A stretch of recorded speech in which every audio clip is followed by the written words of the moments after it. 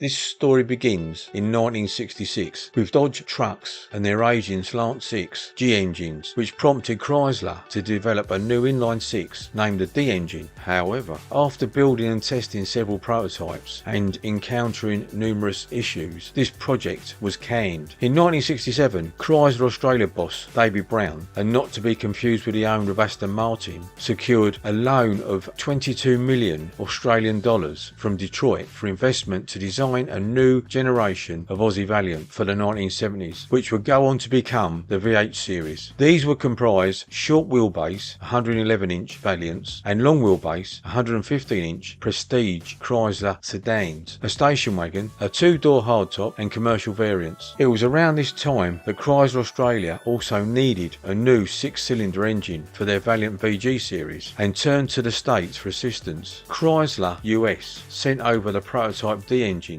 and Chrysler Australia set about improving and then refining into what would become a mild Hemi straight 6. First released as a 245 cubic inch or 4 litre variant for the VG model Valiant, and then followed quickly by the 215 cubic inch or 3.5 litre engine. To help publicise the new engine, Chrysler Australia's advertising agency enlisted British racing driver Stirling Moss to promote this engine, which helped tremendously in boosting its profile. Released as a joint effort between Chrysler Australia and US in June 1971, the new VH models embraced a fuselage design theme influenced by Elwood Engel, Chrysler's global design boss. Unfortunately, this was a fundamental error because the US influenced styling did not resonate with Australian tastes, leading many to view them as Yank tanks, which hurt both their sales and success. David Brown realised what was missing: a sporty coupe to attract the younger generation when two-door coupes were in high demand. So, in October 1969, he conceived the idea of a compact and lighter version of the VH Valiant, offering both a lower entry point and a lighter car that could be developed for racing. So, he sidelined 2 million Australian dollars for development of this project. The Chrysler Australia engineering team crafted a remarkable new car with wider fenders, an expanded rear axle for broader tyres, and an entirely fresh body design by Brian Smythe and Bob Hubach, who also unfortunately worked on the unloved VH Valiant. This all-Australian creation emerged. Astonishingly, the car's design and tooling were completed in under 3 months, an unbelievable achievement to be sure. This led to the birth of the Valiant Charger in August 1971, only 2 months after the VH range's launch, and would be one of the greatest face saves of automotive history. Named the Charger after its American cousin and being partly inspired by the 1968 Dodge Charger with its iconic flying buttress rear window, it received strong support from a memorable TV advertising campaign. The commercials featured people enthusiastically flashing the V sign, a trendy gesture denoting cool in the 1970s, while exclaiming, "Hey Charger!" Featuring sleek aerodynamic lines and powerful engine options, it quickly became a favourite among driving enthusiasts. The VH Charger was a major success, significantly outperforming the lukewarm VH Valiant range. Its low entry price, various grades including base model, mid-spec XL, top shelf 770 and a new high-performance version, made it a hero car that boosted Chrysler's image, appeal and sales. Meanwhile, Chrysler Australia wanted to challenge the dominance of the Ford Falcons and Holden Toranas in touring car racing, and also sales in the muscle car market. Enter the Charger RT, or road track. This version continued Chrysler's performance legacy from the VG Valiant Pacer series and became Chrysler's foundation for involvement in Australian touring car racing. Over its production, the VH Valiant Charger RT was available in 5 different types, all utilising the 265 cubic inch or 4.3 litre Hemi engine. The Charger RT option E33 utilised the base high-performance 265 engine with 2-barrel Carter carburettor, a 9.5:1 compression ratio, which gave 218 brake horsepower and driving through a 3-speed manual transmission, option D12, and was identifiable by the 265 emblem on its rear quarter panel, where all other RTs had the 6-pack emblem. In 1971, both the E37 street option and E48 racing option of the Charger RT 6-pack were released, characterised by their triple 2-barrel side-draught Weber carburettors and featuring a locally built 3-speed manual transmission, option D12. Chrysler Australia opted for this choice due to budget constraints and aiming to create their Australian muscle car using locally sourced components. The Charger RT option E37 used a performance-tuned 7-main bearing 6-pack version of the 265 engine with a 9.7:1 compression ratio, giving 248 brake horsepower. Stopping was by front disc and rear drum brakes. Only 134 of these cars were built with this engine option, and it was also available on all other Charger models. Charger RT option E38. The E38 had a hotter camshaft developed for racing and a 10:1 compression ratio, giving 280 brake horsepower. Further options were the highly desirable A84 track pack, which included the huge 35-gallon Bathurst fuel tank with twin fillers, factory ROH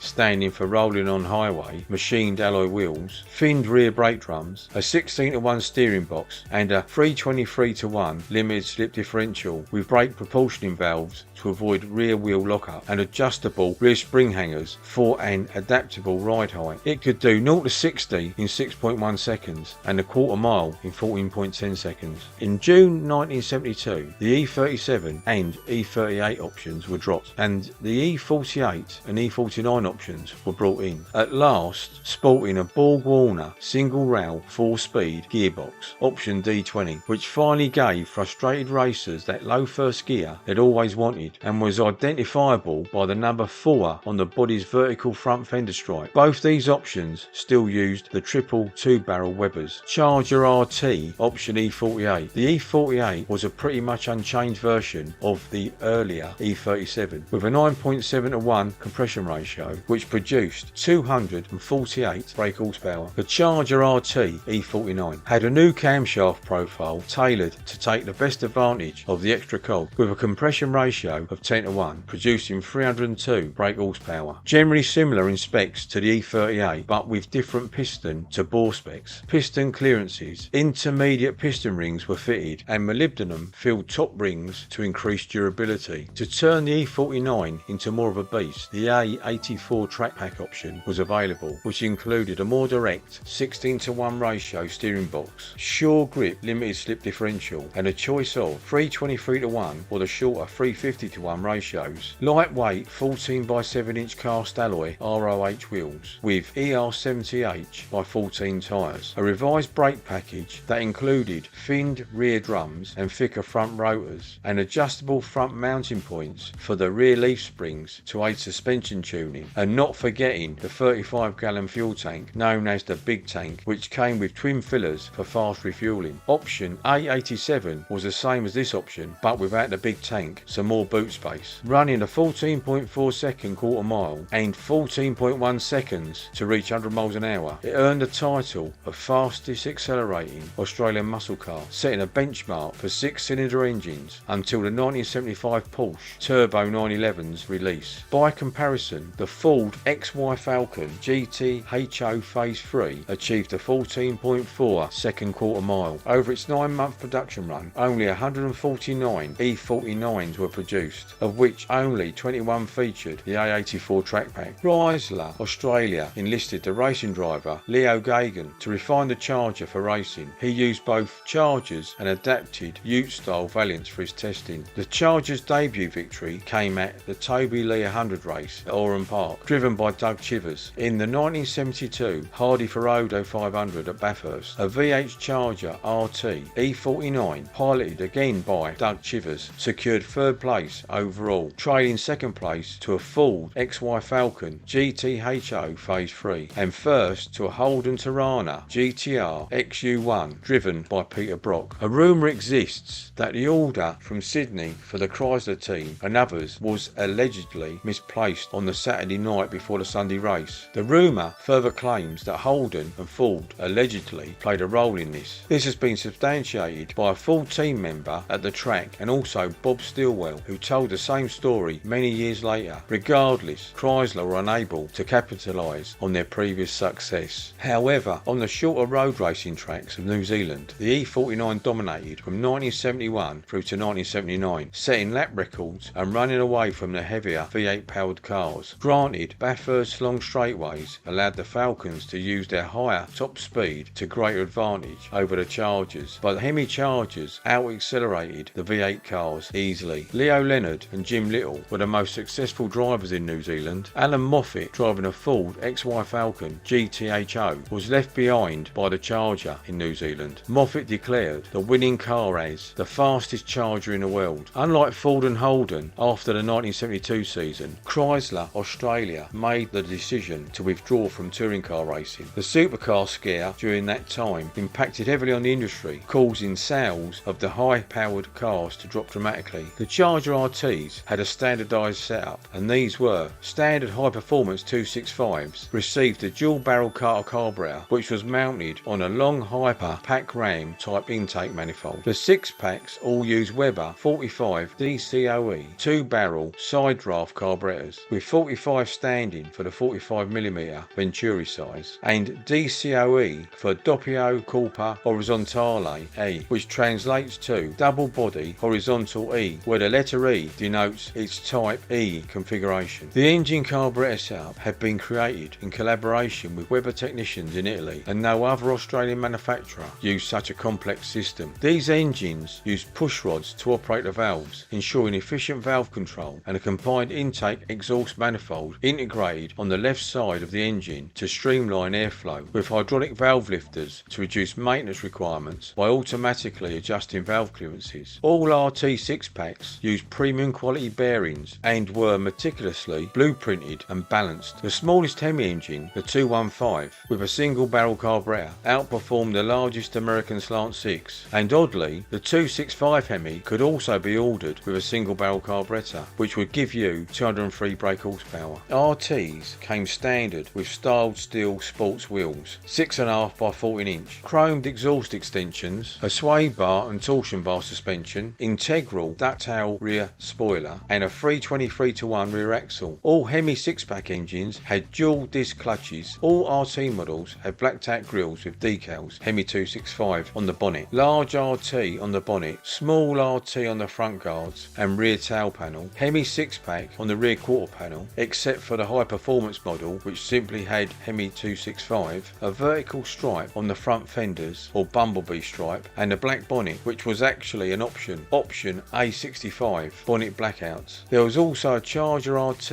in a door plate, and no matter what colour the Charger RT was, the grille insert was always Hemi orange. The RTs could also have the RT dress-up pack or option A95, which included reclining bucket seats and 3-spoke soft grip sports steering wheel. Engine hood air scoops were also available, but as a dealer installed option. Both Charger and Valiant sedan shared the bodywork forward of the windscreen with the same rear bumpers. The doors were shared with a Valiant hardtop, but this is where it ended, as the rest of the car was unique. I don't think we can talk about the Charger RT without mentioning its sibling, the original performance Valiant, the Pacer. Initially released in mid-1968, the Valiant VF Pacer was only available in 4-door sedan form. Apart from vivid paint colours, optional bonnet blackouts and striping, the new Pacer featured a higher performance version of the 225 slant 6 engine, giving 175 brake horsepower. The Pacer was revamped for the VG series with a new Hemi 245 engine, which developed, depending on the option taken, between 185 and 235 brake horsepower. In fact, at its release, the VH Valiant Pacer set the record for being the fastest mass-produced 4-door sedan with a 6-cylinder engine manufactured in Australia, a record which stood for an amazing 17 years. The VH Valiant Pacer's days as the performance model of the VH series were limited, as Chrysler Australia unveiled its most iconic new car, the Valiant Charger, in the same year. Only 1,647 VH Valiant Pacer sedans were ever built. Despite the VH Pacer's brilliant 265 engine, which made it the fastest and most hankered after sporty 6-cylinder sedan in Australia, enthusiasts regretted the absence of the 4-speed manual. Unfortunately, by by the time the 4-speed option arrived, attention had shifted to the Charger, resulting in only a handful of Pacers, approximately 37 by estimates, being sold with a 4-speed transmission. Valiant Chargers were produced in Tonsley Park, South Australia from June 1971 to March 1973. Chrysler's fastest series production race car had even greater potential just waiting to be tapped, when the politically motivated and media abruptly halted the Bathurst muscle car wars, cutting short the untapped potential of Chrysler's fastest series production race car, the Charger RT. When the VJ range was released in May 1973, remarkably only 4 VJ Valiants were produced as E49s. This new range would mark the end of the Charger RT, a decision which closely aligned with Chrysler's official withdrawal from Australian touring car racing at the conclusion of the 1972 season. However, primary elements of the E37 engine were carried over to the VJ series, but were now referred to as the E48 option. And then in 1975, with the introduction of the VK series, the 6-pack engine E48 option saw its demise, leaving only the basic 4.3 litre engine available. During its production run, the VH Charger sold nearly 18,000 units, compared to the VH Valiant sedan, which sold 29,555 units. The Charger had a substantial impact on VH Valiant sales and lent it the much needed credibility it required, although its triumph would be brief. The VH Valiant Charger RT left an indelible mark on Australian automotive history, and its legacy continues to captivate enthusiasts today. Ultimately, the Charger's success overshadowed the rest of the VH Valiant range, which struggled due to styling compromises and market challenges. It remains a rare and very collectible car with a colourful and prestigious history. In the annals of automotive history, the Chrysler Valiant VH Charger RT stands as a testament to raw power, engineering prowess and unbridled speed. From its menacing 6-cylinder Hemi 6-pack engine to its aggressive styling, this iconic muscle car captured the hearts of enthusiasts and racers alike.